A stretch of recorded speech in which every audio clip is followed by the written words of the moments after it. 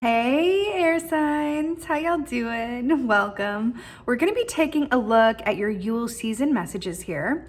So we're going to be doing the evergreen wreath spread. So we're going to be taking a look at where you are during Yule season, which is December 21st and then goes all the way up till February 2nd, which is when Imbolc starts and the first buds of spring begin to be visible. So we're going to be looking at that time period. And then within this spread, we're going to be looking at where you are now, what you need to let go of, what you need to embrace, and then what will result from you doing so, along with a fabulous Yule oracle. So it's just like looking at this spread overall, there's some really powerful messages in it. So you are coming through as a major arcana, right? Half of your cards are major arcana, so it's going to be a significant time period. And you're coming through as the Chariot, which is just like, wow, loud and proud, like very forward energy. So Chariot is Cancerian energy, but it's about victory. It's about moving forward in a balanced and motivated and purposeful way. And that by doing so, your victory is imminent, right? It's a feeling, it's a reality, it's a deep-seated knowing, right? So the fact that this is how you are during Yule season, this is representing you, just speaks of a beautiful, beautiful feeling of forward momentum, which is really interesting because what is coming up to be released is the Knight of Pentacles. Fascinating here because the Knight of Pentacles, he's a beautiful energy. He's actually a little bit of like trivia here. He's my favorite knight because he moves in a very deliberate and calculated way, but he's just the most reliable. He's not going to forget anything. The details are going to be on point. He's going to have everything mapped out and planned out so that you don't have to worry about a thing when the Knight of Pentacles is, at play. But the fact that he's coming up is something to be released. The shadow energy of Knight of Pentacles, interestingly enough, it is earth energy, but a shadow energy of it is overthinking. Over analyzing, a bit of analysis paralysis. Like if you have any predominant earth placement in your chart, or if you know any earth signs or those who really embody that energy, Knight of Pentacles in a reverse place or something to let go of can be a bit of Virgo energy. And I say that in a loving way, but Virgos, everything has a light and a shadow to it. And the shadow energy of Knight of Pentacles or Virgo energy is to overthink things to the point where you tell yourself that you need to prepare more, or that there are other, I's that need to be dotted and T's that need to be crossed, or you're not quite ready, or you just need to take some time and rethink things and step away for a little bit and then come back to it. And then what that really is, it's masquerading as being prepared, but what it really is self-sabotage through procrastination. So that is something that we all do as human beings, but the fact that it's coming up for you as something to be released means that is an energy that's on its way out because you are moving into that polar opposite energy of just boom, Chariot, time to go, right? Sometimes we can really exhaust ourselves in needing to overplan, overthink, or over-intellectualize even. What's going on in our lives, where we want to be, the work that we do, our relationships, especially this time of year being Yule. This is about mirroring what nature's doing, right? So nature, the trees are losing their leaves. We're looking at the natural world around us die or go to sleep. And then we have the opportunity to get the most out of the season by mirroring that. Like nature is clearly onto something. Let me do as nature does, right? Like our ancestors used to do, right? So within that, it's interesting because you've got this energy of, going within and really getting clear on, what you are and are not doing that is in your own best interest, because we're going into a new year, right? We're going into 2023. So this just feels like it's right in alignment with that, because naturally this is a time where within that stillness, right? As we shed those leaves and think about the year that's to come, think about the year that is passing, we think about, well, what do we want 2023 to be? It's that energy of New Year's resolutions and, all of the emails that we get about New Year, New You, new discount for the new year. So it's natural, right? So the fact that you're taking this time and coming through as the Chariot and releasing any ties that bind you that have kept you from moving forward, this could be personal. This could be something that you're doing with them for yourself. But I also feel that this is about external circumstances, kind of like I'm seeing like a chain being broken and it's like it's released, or a ribbon being cut, and it's like, no, you've got the go ahead. I'm hearing you've got the green light. So that feels really, really positive. So it feels like the green light is lit, and it feels really, really powerful.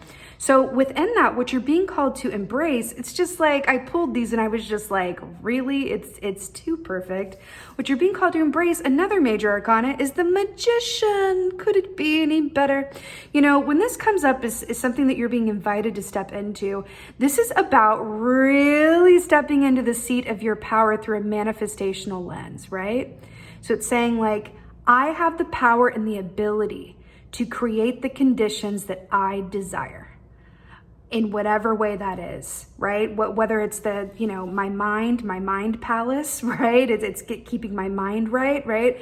Or my physical experience, what I want to physically manifest. I want to align with my soul purpose, if it's the wands, or I want to, you know, have emotional, you know, stability and emotional love and emotional connection and emotional wellness and intuition with the cup. Whatever this is saying, I own all of this. I have the ability to create these conditions. And it's not saying like, you know, it's snapping your fingers and going, boop, I manifested this. It's that you are able to create the conditions that are needed for you to manifest, and then allow yourself to co-create with the universe as to how or in what way that comes through, which ties you back into your oracle card actually, and I'll get to that in just a minute. So I also want to point out the fact you have two owls here. You have an owl here with the Knight of Pentacles, and you have an owl here with the Magician. But what I want to point out is the owl is literally flying down to this apple here. And then in this one, the owl is just looking on. So I do feel like there's a little bit of like, tongue in cheek reference to that as well. And it's saying that like, you know, as you step into, like he's seated and the owl's coming to him. And this one, he's standing and the owl is watching by, right? So I feel like you're shifting like an idea or, you know, a plan of action within yourself to say like, I'm not going to wait anything to come to me. I'm not going to wait for things to, you know, sort of happen in my desired timeline or in my desired way. I'm going to co-create, take some ownership over it, and then let the universe do what it does and have them work it out for me in a way that is in my highest and best good, because I can see what I can see, but I also understand that in co-creation, there, you know, the universe, your guides, angels, ancestors, you know, goddess, God, however you want to look at it, can see more of the, you know, map, as it were, of where you're going and alignment with your soul purpose than you can. That's why co-creation is so important, right? What will result from doing so is Six of Swords. You're showing up in your own reading here in the most positive sword key there is in the entire suit.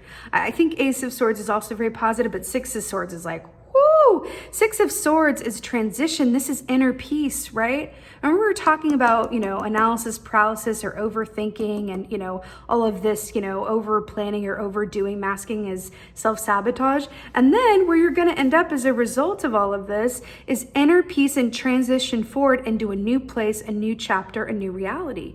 This can also denote a movement over a body of water, or really shifting into a reality is very different than the one that you've known before or are coming from, in a really beautiful way. It speaks of cycles. Like notice that baby there, right? And this woman, you know, reaching out from behind. I feel like there's an aspect of this that's going to say there are things, either relationships or your mind, aspects within yourself or your habitual patterns, or, you know, the way that you think about things, because thoughts are things, are going to require you to mindfully leave them on the shore in order for you to transition into a reality that is a much better fit for where you are and where you're going. Which leads me to the oracle, which is so beautiful. So you got Yule log. Insert me with a bleeding thought, a sacred creation birthed from thy. I am God, I'm goddess, I am creation and the creator, which is like, hello magician energy, hello chariot energy. It's really, really beautiful. You know, part of the message around this oracle is that the Yule reminds us that what we wish for will take more than one approach. right? So it's going, I desire this, I make a wish for this, right? I'm setting that intention as I set this fire. And traditionally the Yule log would burn for 12 days. So you had, 12 days to really think about everything that you want to manifest in the new year. That's what those candles represent in the log.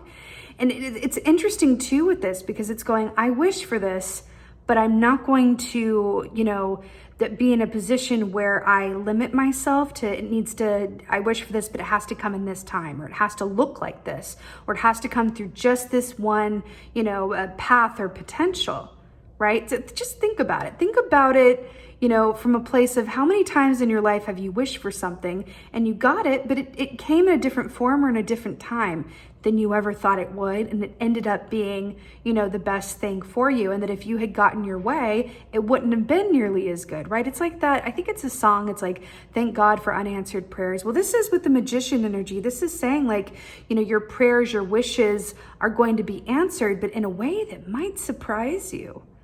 And that's always the best anyway, right? That's where the co-creation comes in.